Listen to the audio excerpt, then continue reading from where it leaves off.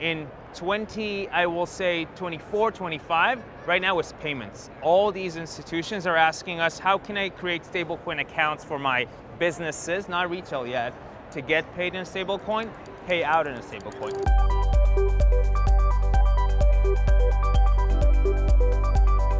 Rand Goldi joins us now here on the floor at Money20 in Las Vegas, Nevada. He is the SVP of Payments and Network for Fireblocks. Thanks for being here, my man. It's good to have you. Thank you for having me. This is amazing. How close are we to real-time 24/7 settlement across global payment networks? It's a top topic of conversation here this week. I don't understand the question because we're there.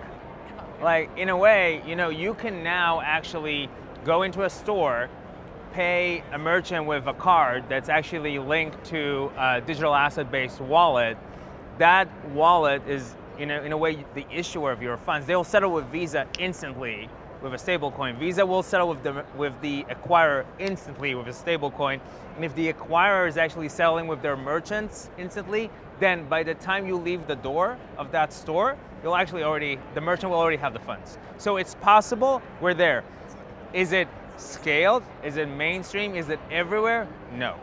It will take, honestly, a decade probably. Look, people think that innovation happens overnight. You and I have been doing this for a while. I'm still waiting for my fridge to order milk without me, right? Right. But they've been talking about this for a while. Yeah, the Internet of Things. Yeah, we were there a while ago. Right, so we're all like super hyped about innovation. It happens, but it takes time. So it's out there, but it will take another decade probably to reach all of us. What are the biggest things that need to happen, you think, from now through the next 10 years to actually make it a little bit more of a reality, Rand? You're not gonna like the answer, but as always, it's actually regulation. Because you saw what happened in the last year. Like Genius Act came to life, and suddenly you have huge companies like MoneyGram stepping in, Western Union, you have banks announcing that they're coming in. It's all because of regulation. Once the government say to these big folks that are actually moving money globally, you can do this, they're all over it. So this is what's happening right now in the US. We want this to happen in Europe as well. We need more regulation. We want it to happen in Latin, in India, all over the place, Japan, just regulation. I'm a former politics reporter, so believe it or not, I love that response, that it's regulation and governance, because that's really front and center.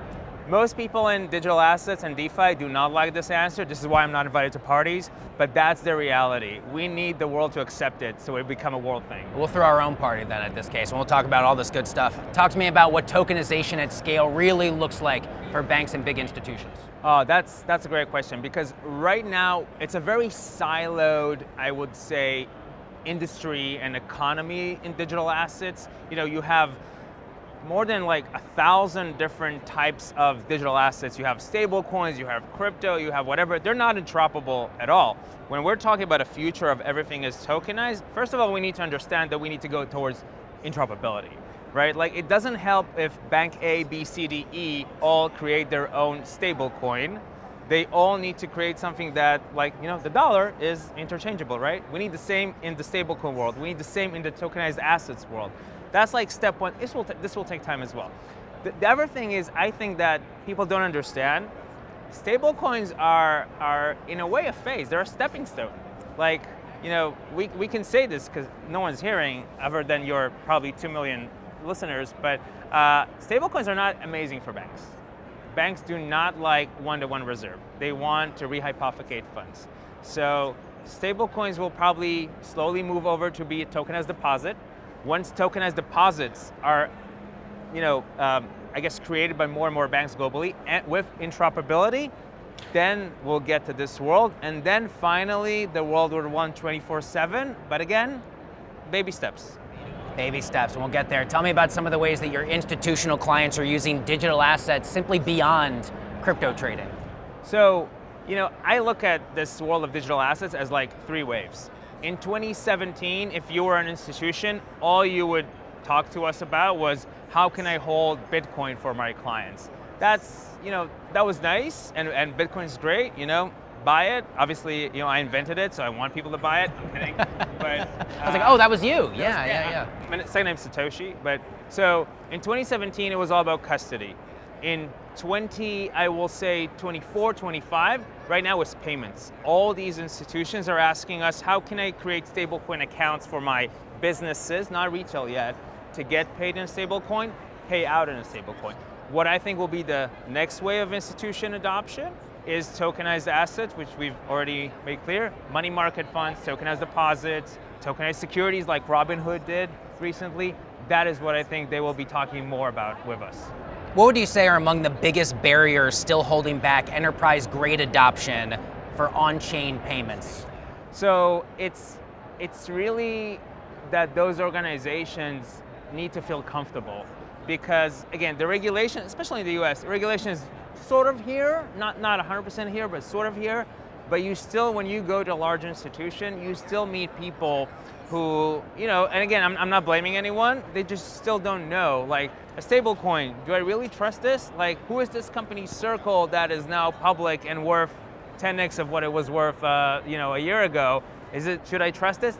The answer is yes, by the way, but they're still afraid of understanding how the compliance works, how risk management works. They're all getting there, and I think that we've been having conversations with literally more than 150 banks right now. They're exploring. So I think that what it would take is more education, more time. I had a banker come to me and tell me, you guys keep giving us a hard time because you're saying we're not innovative. You guys only made this thing up called digital assets like 8-9 years ago, and we're already using it. In banking, that's really fast. So proportions. Yeah, everything with a little bit of context necessarily there. Before I let you go, got to ask about the acquisition of Dynamic. We actually spoke with them here at Money 2020 yesterday. How does a relationship like that come about?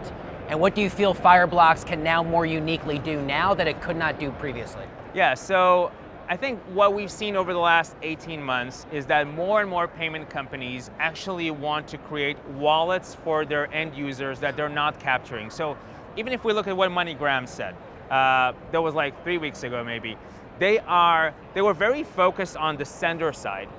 They never captured the receiver.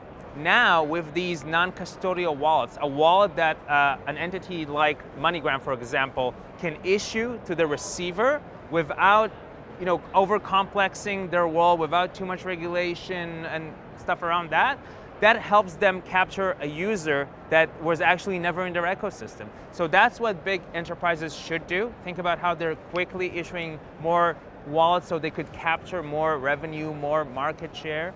And I think we bought them because they're probably the best company in the space, and we're super excited to give that technology to all the payments institutions working on Fireblocks. Rand Goldi of Fireblocks joined us here at Money 2020 in Las Vegas, Nevada. It is great to have you here today. Thanks for taking the time. Great to be here as always.